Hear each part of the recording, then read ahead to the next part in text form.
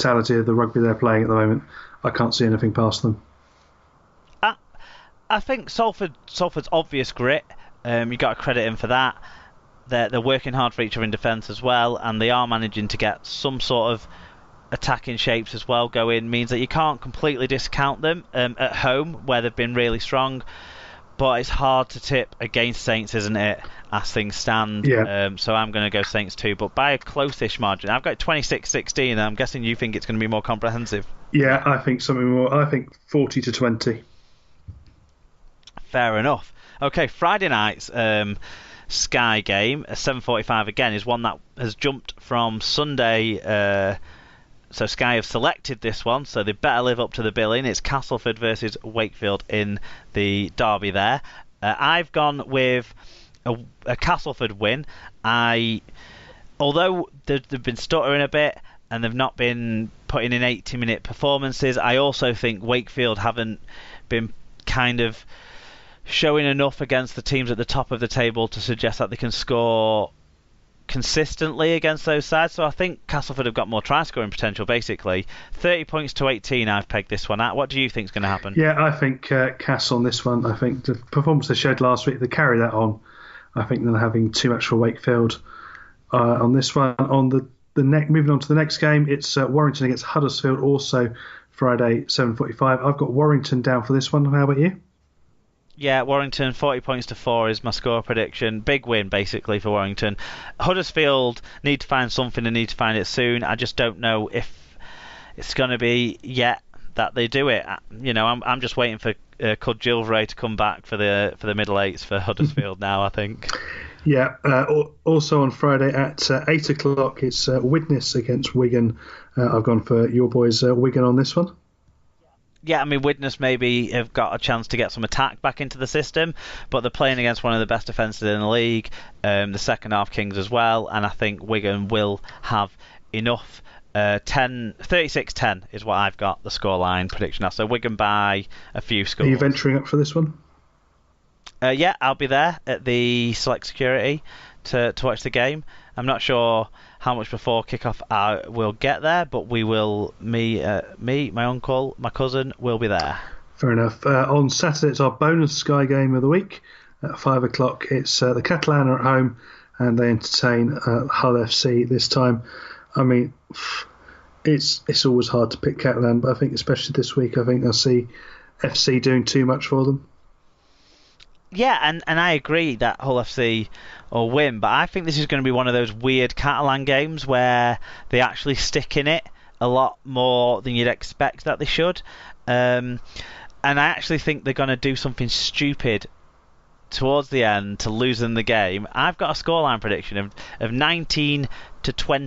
Ooh. So Hull FC will get a penalty, I reckon, after Catalans have kicked a drop goal, because no one can... I just feel like this Catalan side are going to find ways of losing games until the middle eights, and so I'm going with a close Hull win. And finally, the only game on a Sunday at 3 o'clock, it's Hull KR against Leeds, and I've tipped my Rovers on this one by a drop goal. By a drop goal. Well, Leeds don't know how to kick them, so someone might as well pop them over. But I actually think Leeds will win by a 3-score margin. I've got it 32-14 to Leeds. So come on, justify this drop goal prediction. There's no justification other than just sheer blind hope and love and devotion. There's no. My head completely says that Leeds will do it, but I couldn't pick against them at home this week. Danny Maguire revenge game anyway. There for the Robins. Okay, in the Championship, game of the week this week, I've picked out a game that's probably going to end up being significantly one-sided, but I've picked it out for one particular reason, and it's Saturday afternoon's game. I think it's a 2 o'clock kickoff, but you can check that because you can go and register to attend the game for free. If you go on the Twitter page of the Swinton Lions, you'll find out all the details for the Swinton versus Toulouse game this Saturday, where entry is free. Fantastic initiative.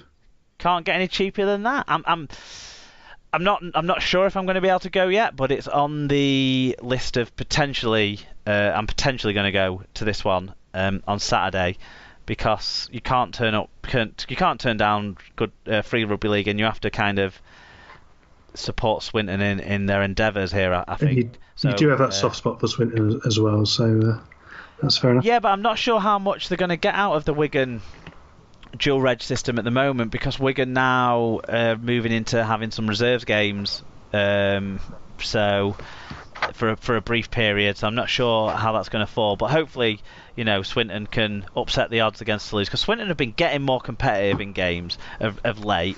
They've had a little break, and I think it'll be interesting to see, because Toulouse haven't been travelling awesomely well of late either. Yeah. But I obviously think Toulouse will win this one. Yes, but I think agree. It will be. I'm predicting it will be a good day out, and obviously Swinton, trying to do something, which is good, and they're making a fist of trying to promote it. So all the luck to them.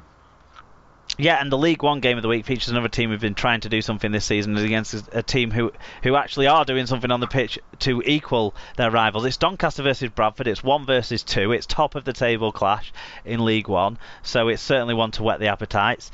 I'm gonna plump for the home side in this one, because I think with Bradford, no matter how much quality they've got, I think they're really error prone recently in the games I've seen. Maybe it's because they've been playing slightly weaker opposition in the League One games of late, but also they lost, didn't they, 3 weeks ago, and they weren't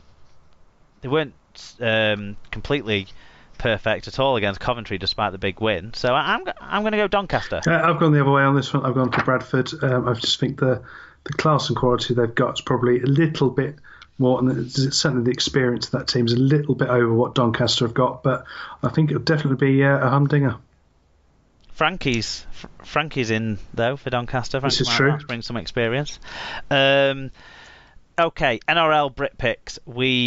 Sky seem to be showing the British players playing, but there's an Anzac Day game that features the Dragons with Widdop and Graham against the Roosters on Wednesday at 7:10 that you can catch on Watch NRL, and then on Thursday Sky's game at 10:55 is the Rabbitohs versus the Broncos. Saturday's game on Sky at 8:30am. If Joe Greenwood ever gets to play this year, he might play for the Titans versus the Sharks. Otherwise, I don't see that one being much worth watching. And then on Saturday following that, a game that maybe is worth watching, you'll get to see Elliot Whitehead, see if he can back up from his try-scoring performance last week. It's the Cowboys versus the Raiders at 10:35 on Sky. Yep, so that's all of the NRL. So we're looking forward to that. So time for the quiz. Oh, you've got a quiz for me, haven't you? I have, yeah. I haven't even prepared one. That's good. It's weird not to have prepared one. So let's gear up for that then in the wrap-up.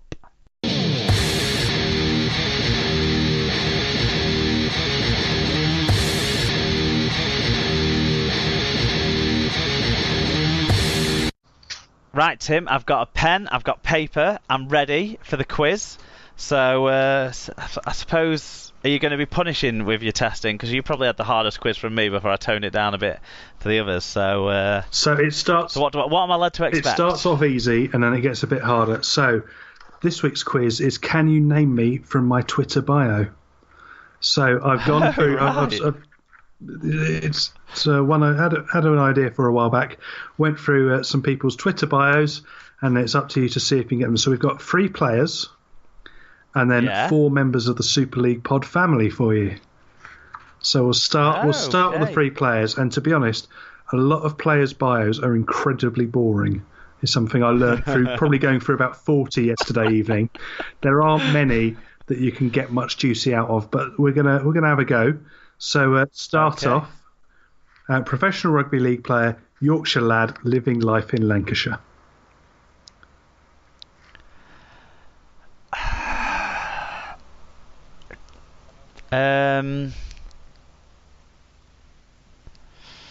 John Bateman. Correct.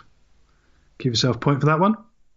Yeah, good start. Next one, Warrington Wolves player, 2 beautiful kids, RTY and R. Gracie, with the best wifey in the world, R. Deb. Ty and Gracie. Is it Chris Hill? It's not Chris Hill. It is SBW Super Benny Westwood at Benny_Westwood. Right, I don't even know if the Super League pod or my own account follows him at all, so maybe I've never even seen his page. There we go. Okay. And finally on the players, so rugby/bit of media work /owner of at PKB Coffee Speciality Coffee Bar in Manchester. John Wilkin. It is John Wilkin at John Wilkin 2012. Right, Excellent. moving on. So that's two out of three on the players. 2 out of 3 on the players. Not bad, not bad.